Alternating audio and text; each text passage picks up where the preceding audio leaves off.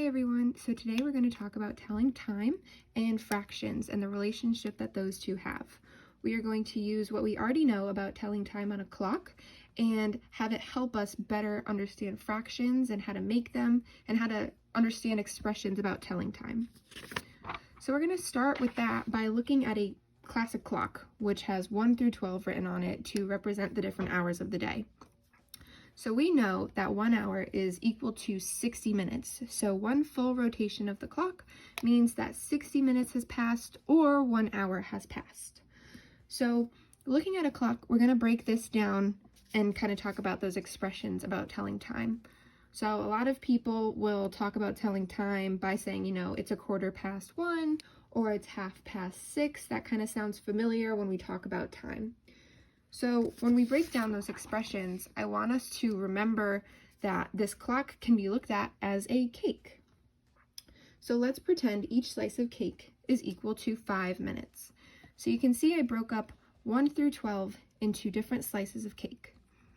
Each of these cakes, like I said, is going to be 5 minutes. So we know that all of our birthday cake together is 60 minutes or 1 hour. So if I were to say I need 15 minutes worth of birthday cake, I would look at this and say this is 5 minutes of birthday cake, this is 5 minutes of birthday cake, and this is 5 minutes of birthday cake.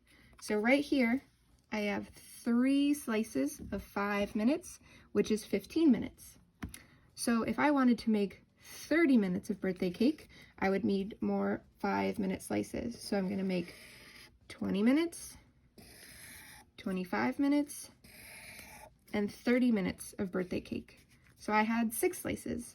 So you can, continue this on to make more minutes. So if I wanted to make 45 minutes, I would go to the 9 because I know I need 15 more minutes of birthday cake. And we're going to kind of start to see a pattern here. So we're going to divide up our slices of cake. So we already know that 3 slices of cake equals 15 minutes. So if we break up a clock into 15 minutes, we can see that there is 4 groups of 3. So we know that 1/4 of our cake is 15 minutes because we have 3 slices out of 12, which is also equal to 1/4 or 1/4. So every group of 3 is 1/4. Or if we have 2 groups of 3, that's 6 out of 12, which is 1/2. So like I was talking about before, when we have those expressions, like 1:15, that means 15 minutes past 1 because we have 1/4 of our clock or our birthday cake there. Or if it's 6:30, we have half of our birthday cake.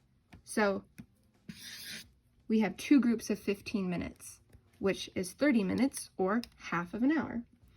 So if I were to say it's 1:15, it's 1 o'clock, and then we have 1/4, it would be 1:15 because we know that 1/4 of our birthday cake or our clock is worth 15 minutes. So you can use what you know about telling time and breaking down our clock into cake slices that are worth 5 minutes into understanding those expressions about time.